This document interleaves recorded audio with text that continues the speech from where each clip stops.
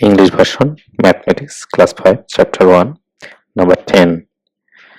Mr. Shafiq has donated 750 notes of 500 taka among the poor in the village. How much money did he donate? Identification giving the value, number of note 750 and value of the each note 500. Then multiply the total amount, multiply the number of notes by the value.